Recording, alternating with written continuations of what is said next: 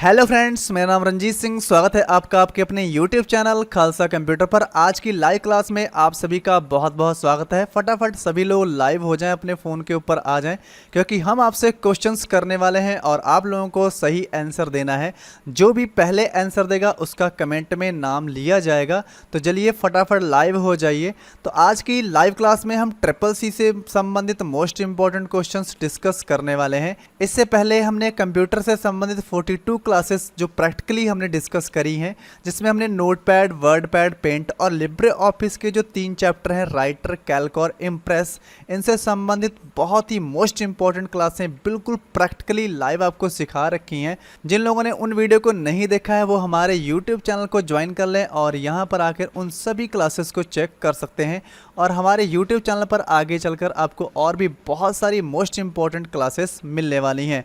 तो चलिए फटाफट सभी लोग लाइव हो जाइए। बहुत ही जल्दी आपके सामने क्वेश्चंस आने वाले हैं और आप सभी लोगों को जो भी सही लगे आप आंसर दे सकते हैं। जो भी सबसे पहले सही आंसर देगा उसका नाम कमेंट में लिया जाएगा। तो चलिए वीडियो को शुरू करते हैं। और आज का हमारा सबसे पहला क्वेश्चन है, निम्न में से सबसे तेज, सबसे बड़ा, सबसे महंगा कौन सा कंप्यूटर है? तो ऑप्शन ए है नोटबुक, बी है पर्सनल कंप्यूटर, सी है लैपटॉप और डी है सुपर कंप्यूटर।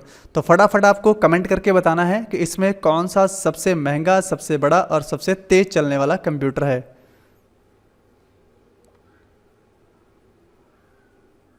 तो इसका सही आंसर है डी। जैसा कि आप जानते हैं कि जो सुपर कंप्यूटर है ये बहुत ही बड़ा कंप्यूटर है, जिसका प्रयोग अंतरिक्ष में खोज के लिए भी प्रयोग किया जाता है और युद्ध में भी इसका बहुत बड़ा प्रयोग होता है। अगला क्वेश्चन है, इसमें से कौन सा कंप्यूटर हार्डवेयर नहीं है? तो ऑप्शन ए है माउस, बी है प्रिंटर, सी है मॉनिटर और डी है एक्सेल।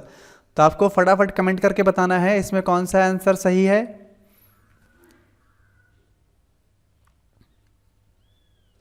तो इसका सही आंसर है डी एक्सेल। तो जैसा कि आप जानते हैं माउस, प्रिंटर और मॉनिटर सभी हार्डवेयर डिवाइस हैं, जिसमें माउस आपका इनपुट डिवाइस है, प्रिंटर और मॉनिटर आपका आउटपुट डिवाइस है। तो इस तरीके से आपका डी आंसर सही है एक्सेल। तो एक्सेल एक एप्लीकेशन सॉफ्टवेयर है जिसमें हम अपनी डाटाबेस शीट्स को तैयार करते हैं। अगला क्वेश्चन है, निम्न में से कौन सा विश्व का पहला लैपटॉप कंप्यूटर बाजार में लाया गया?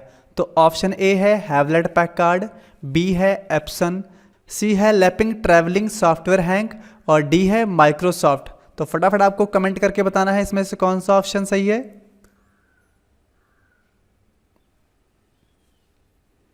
तो इसका बी आंसर सही है एप्सन। अगला क्वेश्चन है, किसी कीबोर्ड में इंटर की का अन्य नाम क्या है? तो ऑप्शन ए है रिटर्न की, बी है प्रोग्राम की, सी है हिट की और डी है एक्सिक्यूट की।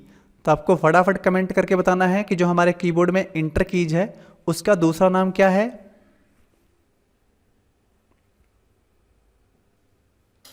तो इसका डी आंसर सही है एक्सिक्यूट की। तो जो हमारी इंटर कीज है इसका दूसरा नाम एक्सिक्यूट कीज भी कहा जाता है। अगला क्वेश्चन है, कंप्यूटर का मॉनिटर होता है? तो option A storage device, B processing device, C input device, D output device. तो फटाफट कमेंट करके बताना है इसमें से कौन सा आंसर सही है।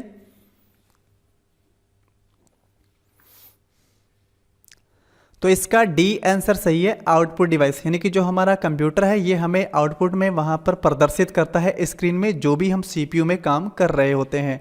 स्टोरेज डिवाइस में आपकी मेमोरीज यानी हार्ड डिस्क और रैम आता है और इनपुट डिवाइस में आपके कीबोर्ड, माउस ये सभी आते हैं और प्रोसेसिंग डिवाइस में आपका सीपीयू होता है। अगला क्वेश्चन है, कंप्यूटर के आविष्कार से निम्नलिखित में से किसका संबंध है? तो ऑप्शन ए मैकमिलन का, बी रंगाभासम का, सी एडिसन का, डी बैलेज का। तो फटाफट आपको बताना है इसमें से कौन सा ऑप्शन सही है।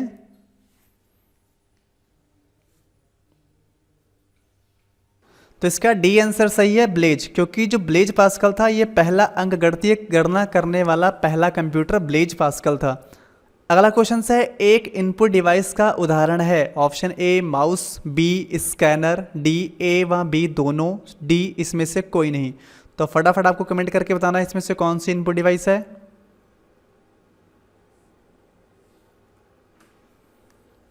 तो इसका सी आंसर सही है ए व बी दोनों, क्योंकि माउस भी एक इनपुट डिवाइस है और स्कैनर भी एक इनपुट डिवाइस है। तो माउस को पॉइंटिंग डिवाइस के नाम से भी जाना जाता है। माउस में हमारे पास 2 बटन होते हैं, लेफ्ट क्लिक और राइट क्लिक, और बीच में एक स्क्रॉल बटन के नाम से हमारे पास तीसरा बटन भी होता है, लेकिन सामान्यतः 2 बटन माने जाते हैं माउस में, लेफ्ट क्लिक और राइट क्लिक।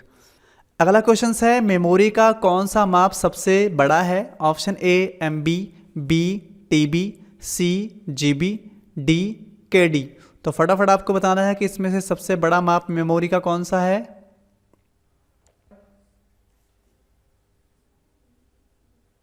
तो इसका सही आंसर है B TB। TB का पूरा नाम होता है टेराबाइट, और यहाँ पर MB फॉर मेगाबाइट और GB फॉर गीगाबाइट, और यहाँ KD ये तो रॉन्ग है। तो यहाँ पर GB से बड़ा TB होता है, क्योंकि 1000 GB के बराबर 1 TB होता है। अगला क्वेश्चन है निम्न में से कौन सा सर्च इंजन नहीं है? तो ऑप्शन ए Google, B AltaVista, C science direct, D और क्रोम। तो फटाफट आपको बताना है इसमें से कौन सा आंसर सही है।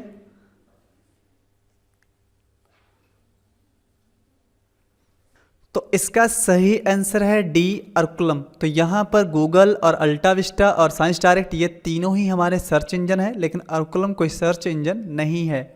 अगला क्वेश्चन है कंप्यूटर बंद होने पर कंटेंट नष्ट हो जाते हैं। ऑप्शन ए स्टोरेज से, बी इनपुट से, सी आउटपुट से, डी रैम से। तो आपको फटाफट बताना है इसमें कमेंट करके कौन सा आंसर सही है।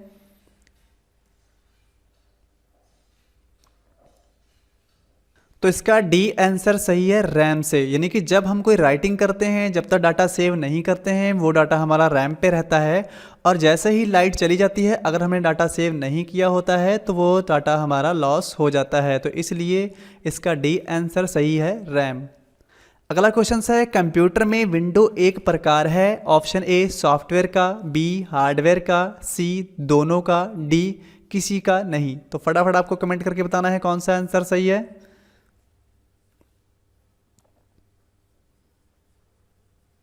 तो इसका ए आंसर सही है सॉफ्टवेयर का। तो सॉफ्टवेयर 3 प्रकार के होते हैं, सिस्टम सॉफ्टवेयर और हमारे एप्लीकेशन सॉफ्टवेयर और यूटिलिटी सॉफ्टवेयर। तो इसमें हमारा सिस्टम सॉफ्टवेयर होता है, उसमें विंडोज़ आता है, लेकिन तीनों ही हमारे सॉफ्टवेयर हैं, इसलिए यहाँ पर इसका सही आंसर है सॉफ्टवेयर का। अगला क्वेश्चन है जब किसी को ईमेल भेजा जाता है तो कौन सी रेखा संदेश की सामग्री का वर्णन करती है? ऑप्शन ए कंटेंट्स का, बी टू, सी सब्जेक्ट का, डी सीसी का। तो फटाफट आपको कमेंट करके बताना है इसमें से कौन सा आंसर सही है।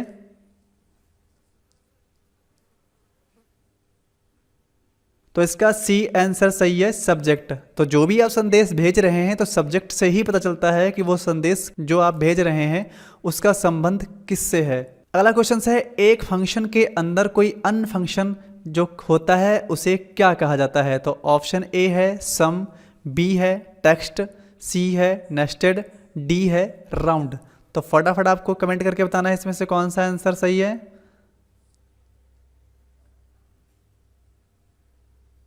तो इसका सी आंसर सही है नेस्टेड। अगला क्वेश्चन है डॉट डॉट एक इंटरप्रेटर नहीं है। Option A CGI, B Java, C HTML, D HTTP। तो फटाफट आपको बताना है कौन सा इंटरप्रेटर नहीं है।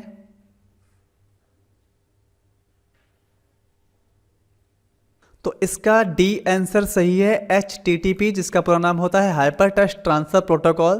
तो HTTP हमारा एक प्रोटोकॉल्स है, लेकिन हमारे HTML और जावा ये सभी हमारे इंटरप्रेटर लैंग्वेज हैं। अगला है कौन सा वैन कनेक्शन तकनीक नियमित एनालॉग फोन लाइंस पर तेज कनेक्शन उपयोग करती है? तो option A cable, B cellular, C DSL, D VPN। तो फटाफट आपको बताना है इसमें से कौन सा आंसर सही है।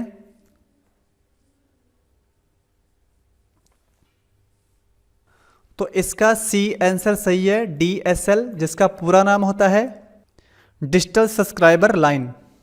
अगला क्वेश्चन है निम्न में कौन सा वैलिड इमेज फॉर्मेट नहीं है? ऑप्शन ए DOC, बी है GIF, सी है JPEG, डी है BMP। तो फटाफट आपको बताना है इसमें कमेंट करके कौन सा ऑप्शन सही है।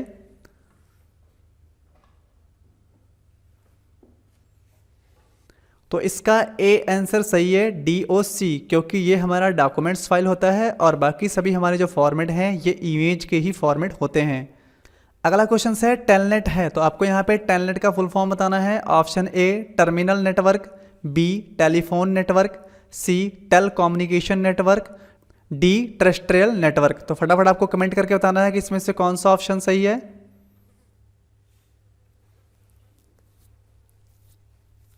तो इसका सी आंसर सही है, टेल कम्युनिकेशन लिमिटेड। अगला क्वेश्चन है हेक्साडेसिमल नंबर सिस्टम में कौन सा सिंबल प्रयोग होता है। ऑप्शन ए 0 से 7, बी 0 से 9, सी 0 से 9 और ए से एफ, डी इसमें से कोई नहीं। तो फटाफट आपको कमेंट करके बताना है कौन सा इसमें आंसर सही है।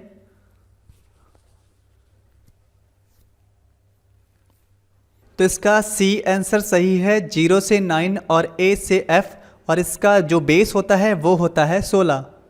तो थोड़ा सा आपको मैं नंबर सिस्टम के बारे में बता देता हूं। तो जो नंबर सिस्टम होते हैं वो 4 प्रकार के होते हैं, जिसमें पहला आपका होता है बाइनरी नंबर सिस्टम, दूसरा होता है डेसिमल नंबर सिस्टम, तीसरा होता है आपका ऑक्टल नंबर सिस्टम, और चौथा होता है हेक्साडेसिमल नंबर सिस्टम।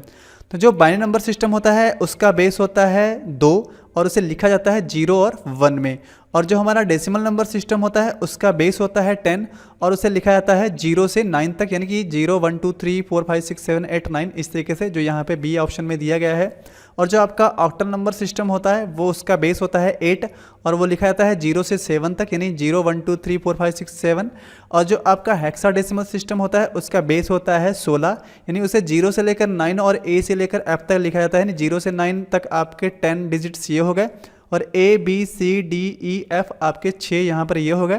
तो कुल मिला के आपके 16, यानी कि ए का मान वहाँ पर 11 होता है, बी का 12, इस तरीके से एफ का मान जो होता है वहाँ पर वो 16 होता है। तो इसके बारे में भी काफ़ी क्वेश्चंस आ जाते हैं, तो इसके बारे में आगे कभी विस्तार से बता दिया जाएगा। तो नेक्स्ट क्वेश्चन है हमारा, एक्सेल में माइक्रोज की शॉर्टकट कीज क्या है। तो यहाँ पर ऑप्शन ए है अल्टर प्लस F8, बी है अल्टर प्लस F9, सी है अल्टर प्लस F7, डी है उपरोक्त सभी। तो फटाफट आपको कमेंट करके बताना है कौन सा आंसर इसमें सही है।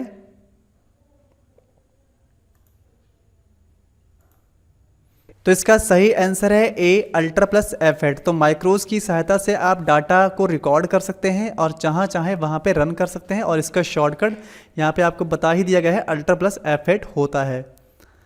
अगला क्वेश्चन है एमएस वर्ड में बैक स्पेस कुंजी क्या करती है। तो ऑप्शन ए कर्सर के बाएं ओर के करैक्टर को मिटाती है, ऑप्शन बी कर्सर जहां पे स्थित होता है उस करैक्टर को मिटाती है, सी कर्सर के दाएं ओर के करैक्टर को मिटाती है, डी एक शब्द को मिटाती है। तो आपको फटाफट कमेंट करके बताना है कौन सा ऑप्शन इसमें सही है।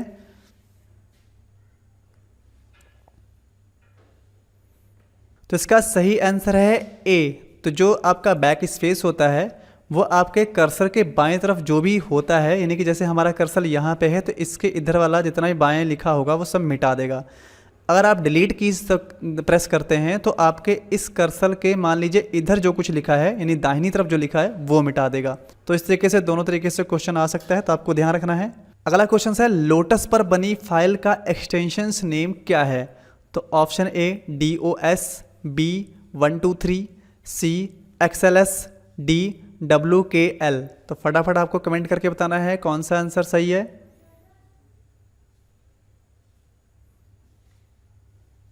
तो इसका सही आंसर है बी 123। अगला क्वेश्चन है फाइल को प्राप्त करने या संग्रहित करने में किसका उपयोग होता है। Option A FTP, B DNS, C WAIS, D NFS। तो फटाफट आपको बताना है कौन सा ऑप्शन इसमें सही है।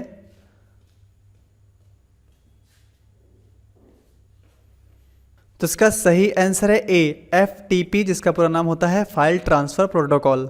अगला क्वेश्चन है बैंक किस पर ब्याज देता है। ऑप्शन ए डिपॉजिट पर, बी लोन्स पर, C both deposit and loans दोनों पर, डी नन ऑफ दीज। तो फटाफट आपको कमेंट करके बताना है कौन सा आंसर इसमें सही है।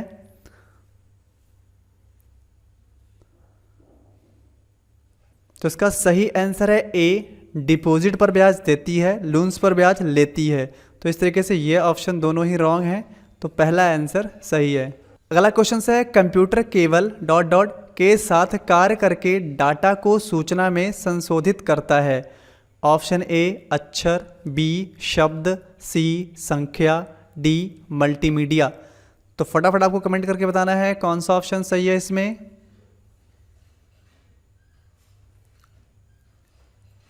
तो इसका सी आंसर सही है, संख्या। तो जो कंप्यूटर होता है केवल संख्या के साथ ही कार्य करके डाटा को सूचना में संबोधित करता है, जैसे कि संख्या मीन्स मशीनरी लैंग्वेज 0 और 1। अगला क्वेश्चन है किसी मान्य सेल का पता नहीं है। तो option A 119, B 5BC10, C HH77, D DF6780। तो फटाफट आपको इसमें कमेंट करके बताना है कौन सा इसमें मान्य सेल नहीं है, यानी सेल का एड्रेस सही नहीं है।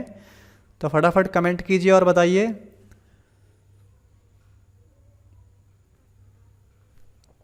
तो इसका बी आंसर सही है, FBC10। तो ये जो है ये वैध पता नहीं है, मतलब ये बिल्कुल भी सही नहीं है, क्योंकि आप जैसे यहाँ पे कैल्क में आते हैं तो यहाँ पर आप किसी भी सेल पे अगर क्लिक करते हैं तो आप यहाँ पे जानते हैं कि पहले कॉलम का नाम उसके बाद संख्या होती है। तो यहाँ पर अगर आप इस क्वेश्चन में देखें तो यहाँ पर पहले संख्या लिखी गई है, उसके बाद यहाँ पर कॉलम का नाम लिया गया है। तो इस तरीके से ये बिल्कुल भी वैध नहीं है। अगला क्वेश्चन है वर्ड में जूम का अधिकतम साइज क्या है। Option A 400%, B 500%, C 200%, D 300%। तो आपको कमेंट करके बताना है फटाफट कौन सा आंसर सही है इसमें।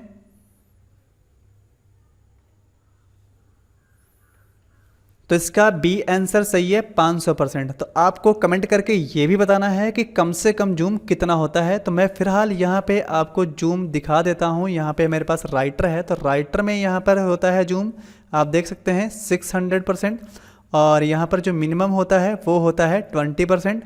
लेकिन यहाँ पर जो क्वेश्चन पूछा गया है वो वर्ड यानी कि विनवर्ड से पूछा गया है। तो विनवर्ड का मिनिमम जूम आपको बताना है कमेंट करके, तो फटाफट कमेंट करिए।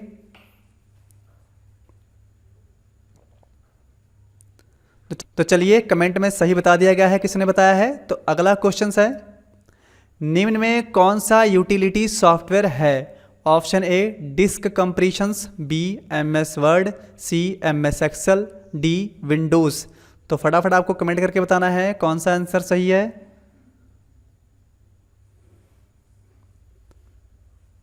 तो इसका ए आंसर सही है, डिस्क कंप्रेशंस, क्योंकि यूटिलिटी सॉफ्टवेयर में यही आता है। जो आपका MS एक्सेल और MS वर्ड है ये आपके एप्लीकेशन सॉफ्टवेयर हैं और विंडोज़ आपका सिस्टम सॉफ्टवेयर है। अगला क्वेश्चन है स्लाइड हाइपरलिंक इंसर्ट करने का शॉर्टकट कीज क्या है। ऑप्शन ए Ctrl+H, बी है Ctrl+K, सी है Ctrl+D और डी है हाइपरलिंक इंसर्ट नहीं किया जा सकता है। तो फटाफट आपको कमेंट करके बताना है कौन सा आंसर सही है।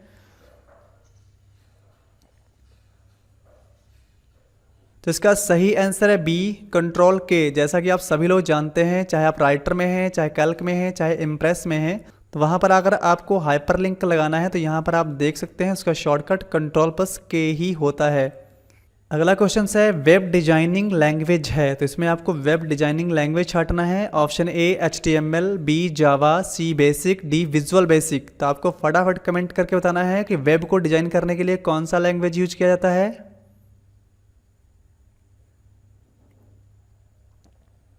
तो इसका सही आंसर है ए HTML। Hyper text markup language जो होती है ये हमारे वेब डिजाइन करने के काम आती है। अगला क्वेश्चन है अंग्रेजी भाषा के समान उच्च स्तरीय कंप्यूटर भाषा है, कौन सी है। तो option A Fortran, B Pascal, C COBOL और डी है बेसिक। तो फटाफट आपको कमेंट करके बताना है कौन सा आंसर सही है।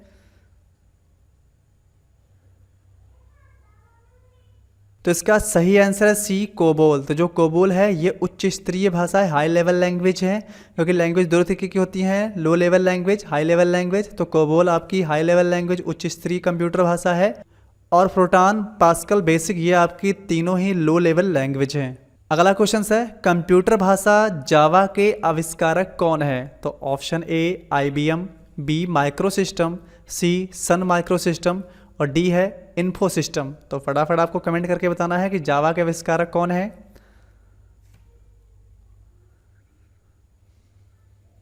तो इसका सही आंसर है सी सन माइक्रोसिस्टम जावा के आविष्कारक हैं। अगला क्वेश्चन है मार्केट में विश्व का पहला लैपटॉप कंप्यूटर कब और किसके द्वारा आया। तो ऑप्शन ए हैवलेट पैकार्ड द्वारा, बी एप्सन 1981 में आया, सी लैपलिंक ट्रैवलिंग सॉफ्टवेयर इंक 1982 में आया, डी टेडी मॉडल 2000 और 1985 में आया। तो फटाफट आपको कमेंट करके बताना है कौन सा आंसर इसमें सही है।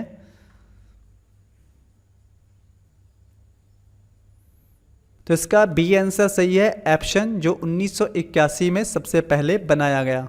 अगला क्वेश्चन है, विंडो को रिफ्रेशिंग करने के लिए कीबोर्ड से आप कौन सा शॉर्टकट कीज प्रेस करेंगे? तो option A F2, B F3, C F4, D F5। तो फटाफट कमेंट करके बताइए कौन सा आंसर सही है।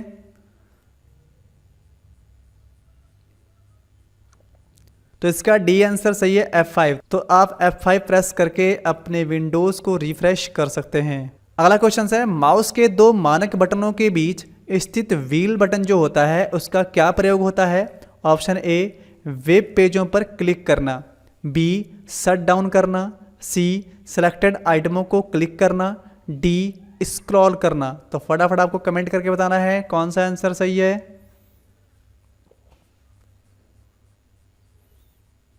तो इसका डी आंसर सही है, स्क्रॉल करना। जैसा कि उसका नाम ही स्क्रॉल बटन है तो बीच वाले बटन का, तो यहाँ पर जब स्क्रॉलिंग करते हैं आप माउस से तो इस तरीके से आप अपने पेज को ऊपर नीचे स्क्रॉल कर सकते हैं। अगला क्वेश्चन है, डीवीडी का आशय है, यानी डीवीडी का फुल फॉर्म बताना है। Option A digital video disc, B digital and video drive, C disc virtual drive, और डी है डबल वॉल्यूम डेंसिटी। तो फटाफट आपको कमेंट करके बताना है कौन सा आंसर सही है।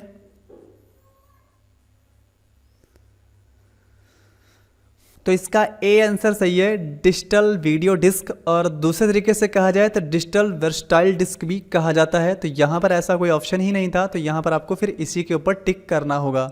अगला क्वेश्चन है, वर्ड के किस टैब में हाइपरलिंक कमांड होती है? तो ऑप्शन ए इंसर्ट में, बी होम में, सी व्यू में, डी रेफरेंस में। तो आपको फटाफट कमेंट करके बताना है कि आपके वर्ड में किस मेन्यू के अंतर्गत हाइपरलिंक की कमांड होती है।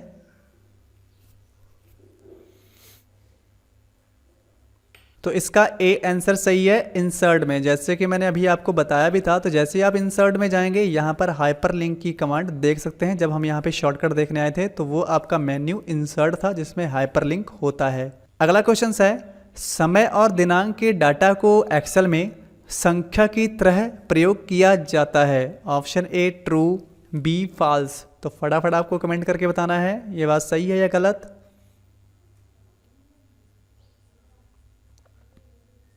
तो इसका ए आंसर सही है, ट्रू। जब आप एक्सेल पे यहाँ पे कोई भी करंट डेट लेते हैं तो देखिए यहाँ पर आपको वो संख्या में ही दिखाई पड़ेगी, वहाँ पे वर्ड लिख के नहीं आएंगे, जैसे कि मंडे, जनवरी, ऐसा कुछ नहीं लिख के आएगा।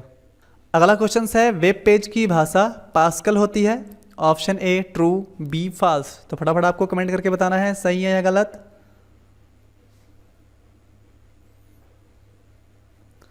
तो यहाँ पर बी आंसर सही है, फॉल्स। तो जो वेब पेज होता है वो हमारा HTML लैंग्वेज में होता है, तो पास्कल में नहीं होता है। अगला क्वेश्चन है, किसी भी डोमेन नेम के अंतिम 3 अक्षर उसके ऑर्गेनाइजेशन को दर्शाते हैं। ये बात सही है या गलत है? तो आपको बताना है option A true, B false. तो फटाफट कमेंट करके बताइए आंसर सही है या गलत।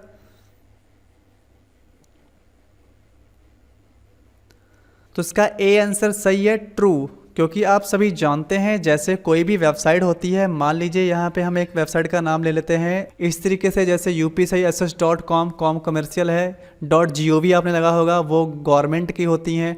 .or जैसे लिखा था कानपुर यूनिवर्सिटी.org, तो वहाँ पर जो org वो ऑर्गेनाइजेशंस है।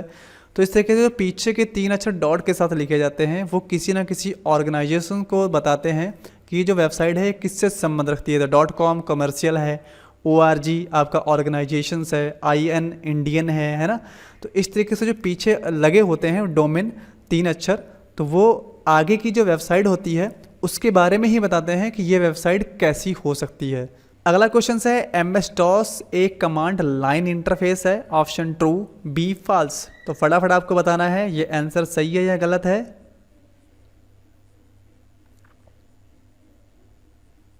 ऑप्शन ए ट्रू, ये बिल्कुल सही है, क्योंकि जो MS-DOS है इसका पूरा नाम होता है माइक्रोसॉफ्ट डिस्क ऑपरेटिंग सिस्टम। तो डिस्क ऑपरेटिंग सिस्टम में आप जो भी वहाँ पे देना होता है आपको कमांड यानी लिख कर ही देना होता है, उसका इंटरफेस ग्राफिक इंटरफेस नहीं होता है। तो यहाँ पर जब विंडोज 7, विंडो 10 ये सभी चलाते हैं तो इसका जो इंटरफेस है ये GUI है, यानी कि ग्राफिक यूजर इंटरफेस है। और जो MS-DOS होता है उसका CUI होता है, यानी कि करैक्टर यूजर इंटरफेस होता है। वहाँ पर आपको सब कुछ लिख कर देना होता है। जैसे मैं यहाँ पर अगर खोल के बता दूँ तो यहाँ पर अगर मैं लिखूँ कमांड, तो जैसे यहाँ पर आपके सामने ये खुल के आ चुका है, तो यहाँ पर अगर आप कुछ भी लिखेंगे तो वो आपको यहाँ पर लिख कर ही देना होगा। जैसे मैं यहाँ पे लिखता हूँ स्पेस पार्ट, जैसे इंटर प्रेस करूँगा तो आपको यहाँ पे लिख के ही देना पड़ेगा। जैसे मैं फिर से डिस्क पार्ट लिखता हूँ, स्पेस दिया नहीं था मैंने, तो देखिए यहाँ पर आपसे अनुमति ले रहा है, तो यस कर देते हैं। तो यहाँ पर देखिए ये डिस्क पार्ट पर यहाँ पे आ जाएगा। अभी देखिए डिस्क पार्ट पे आ गया। अब यहाँ पर आप लिस्ट डिस्क लिखेंगे तो देखिए यहाँ पर आपको आपकी हार्ड डिस्क की डिस्क कौन कौन सी हैं वो आपको यहाँ पे दिखा देगा। तो इस तरीके से यहाँ पर आपको लिखकर ही कमांड देने होते हैं। तो MS DOS जो होता है वो कैरेक्टर यूजर इंटरफेस होता है। तो ये बात सही है, ट्रू। अगला क्वेश्चन है लाइट पेन एक फोटो सेंसिटिव डिवाइस है। Option A true, B false. तो फटाफट आपको बताना है ये बात सही है या गलत।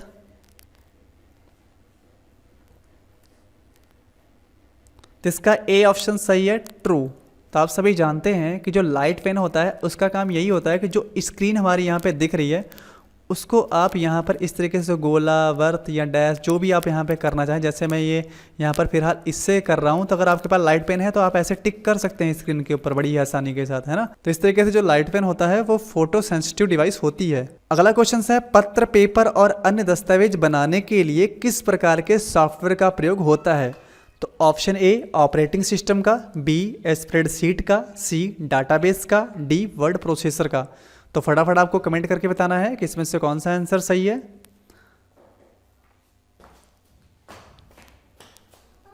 तो यहाँ पर इसका सही आंसर है डी वर्ड प्रोसेसर का। यानी कि अगर आप किस तरीके से कोई एप्लीकेशन लिखना चाहते हैं, रिज्यूम बनाना चाहते हैं, तो उसके लिए आपको जो एप्लीकेशन सॉफ्टवेयर है उसमें वर्ड प्रोसेसर यानी कि विनवर्ड इनका काम लेना होगा। और अगर आप कोई सूची बनाना चाहते हैं तो आपको स्प्रेडशीट या डाटाबेस लेना होगा। और ऑपरेटिंग सिस्टम जो होता है वो तो हमारे हार्डवेयर को संचालित करने का काम होता है, जिसमें आपका विंडोज 7, विंडो 10 ये सभी जो आपके होते हैं ये ऑपरेटिंग सिस्टम सॉफ्टवेयर होते हैं। तो जब हम ऑपरेटिंग सिस्टम ऑपरेट कर लेते हैं उसके बाद ही हम एप्लीकेशन सॉफ्टवेयर उसके ऊपर यूज कर सकते हैं। तो यहाँ पर नंबर 1 पे तो ऑपरेटिंग सिस्टम की ही ज़रूरत होती है। लेकिन फिलहाल यहाँ पर अगर आप कोई एप्लीकेशन, पेपर या किस तरह के कोई डॉक्यूमेंट्स तैयार करना चाहते हैं तो वहाँ पर आपको वर्ड प्रोसेसर यानी कि विनवर्ड या राइटर की ज़रूरत पड़ेगी। तो इसका डी आंसर सही है। अगला क्वेश्चन है किसी स्लाइड को कैसे स्टॉप किया जा सकता है। तो ऑप्शन ए है एस्केप को प्रेस करने से, बी लेफ्ट एरो को प्रेस करने से, सी डाउन एरो को प्रेस करने से, डी इसमें से कोई नहीं। तो आपको फटाफट कमेंट करके बताना है इसमें कौन सा आंसर सही है।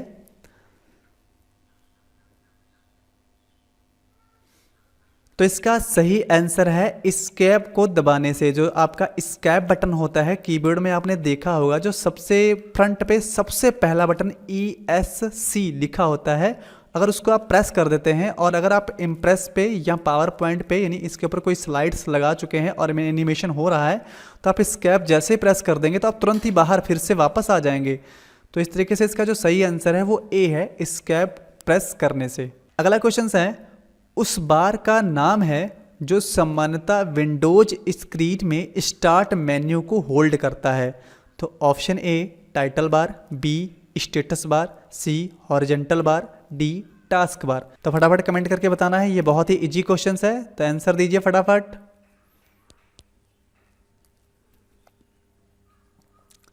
तो इसका डी आंसर सही है, टास्क बार। जैसे आप यहाँ पे देख सकते हैं जो नीचे वाला ये जो बार है इस पूरे बार का नाम है टास्क बार। तो ये जो विंडोज़ बटन यहाँ पे विंडोज़ है तो ये टास्क बार के ऊपर होता है। और यहाँ पर हमें आपको और थोड़ी जानकारी दे दूँ तो इधर का जो एरिया होता है इसे नोटिफिकेशन एरिया बोलते हैं। और नोटिफिकेशन एरिया में भी आपको जैसे date and time, network, sound speaker, mics या किस तरीके से पेन ड्राइव, है ना, तो ऐसी जो भी डिवाइस आप लगाते हैं या इस तरह की जो जानकारियां हैं जैसे डेट एंड टाइम को आपको रीसेट करना है या आपको अपना वाईफाई चेक करना है, तो ये सभी चीज़ें आपको आपके नोटिफिकेशन एरिया से मिलेंगी। लेकिन इसके नीचे वाली जो पूरी पट्टी है इसको टास्क बार ही बोला जाता है और ऊपर की जो पट्टी है उसे टाइटल बार बोला जाता है। इन चीज़ों का आपको ध्यान रखना होगा। अगला क्वेश्चन है निम्न में कौन सा स्लाइड ट्रांजिशन इफेक्ट है। Option A wipe all over, B dissolve, C bit by bit, D कोई नहीं। तो फटाफट आपको बताना है कौन सा आंसर सही है।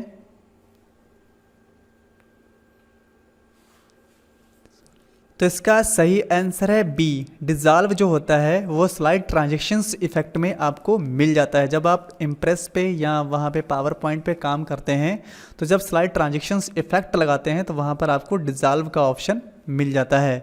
अगला क्वेश्चन है वर्ड प्रोसेसर स्प्रेडशीट उदाहरण है। तो यहाँ पर ऑप्शन ए है सिस्टम सॉफ्टवेयर का, बी एप्लीकेशन सॉफ्टवेयर का, सी प्लेटफॉर्म सॉफ्टवेयर का, डी इसमें से कोई नहीं। तो फटाफट आपको कमेंट करके बताना है कौन सा आंसर सही है।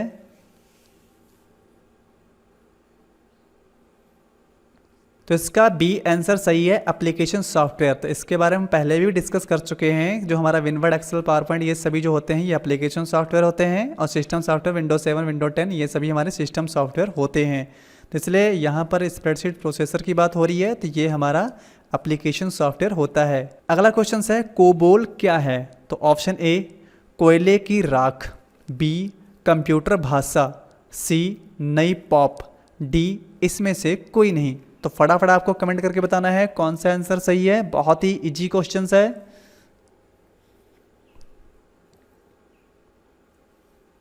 तो इसका बी आंसर सही है कंप्यूटर भाषा। जैसे कि आपको पहले से बताया गया है कि कोबोल एक हमारी कंप्यूटर भाषा है। अगला क्वेश्चन है रोम, इसका पूरा नाम रीड ओनली मेमोरी है। क्या ये बात सही है या गलत? फटाफट आपको कमेंट करके बताना है। तो इसका ए सही है, ये हमारा रीड ओनली मेमोरी ही होता है। अगला क्वेश्चन है सीपीयू का मुख्य घटक है। Option A control unit, B memory, C arithmetic logic unit, D ये सभी। तो फटाफट आपको कमेंट करके बताना है कौन सा आंसर सही है। तो इसका डी आंसर सही है, ये सभी। तो आप जानते हैं कि सीपीयू में एएलयू, सीयू और मेमोरी तीनों ही जो होते हैं वो सीपीयू के ही भाग होते हैं। इसमें जो हमारा कंट्रोल यूनिट होता है इसका काम ये होता है कि जो भी हम दिशा निर्देश देते हैं अपने कंप्यूटर को उनको नियंत्रित करने का पूरा काम जो होता है वो कंट्रोल यूनिट के पास होता है। और अर्थमेटिक लॉजिक यूनिट जो होता है, जितने भी हम अर्थमेटिक काम करते हैं, कैलकुलेशन वाले काम करते हैं, उसका सारा जो जिम्मेदारी होती है वो एएलयू के पास होती है, यानी अर्थमेटिक लॉजिक यूनिट के पास होती है। और यहाँ पर मेमोरी की बात करें तो मेमोरी तो आप सभी लोग जानते हैं कि जो भी स्टोरेज करने का काम है, डाटा सुरक्षित रखने का काम है, वो सारा किसके पास होता है? मेमोरी के पास। तो इस तरीके से ये तीनों चीज़ें हमारे सीपीयू में पाई जाती हैं, और सीपीयू का पूरा नाम होता है सेंट्रल प्रोसेसिंग यूनिट। तो इस तरीके से फिलहाल इसका डी आंसर सही है, ये सभी। अगला क्वेश्चन है विंडोज 7 एक GUI पर आधारित ऑपरेटिंग सिस्टम है। तो आपको बताना है, दो ऑप्शन है आपके पास, option A true, B false. तो फटाफट कमेंट करिए कौन सा आंसर सही है। तो इसका ए आंसर सही है, ट्रू। तो जैसे कि आप जानते हैं कि विंडोज 7, विंडो 10, विंडो 11 ये जितने भी विंडोज़ होते हैं ये सभी ग्राफिक यूजर इंटरफेस होते हैं, क्योंकि मैंने अभी पीछे डिस्कस करके आपको बताया था। और जो हमारा MS DOS है ये हमारा करैक्टर यूजर इंटरफेस होता है, यानी CUI होता है।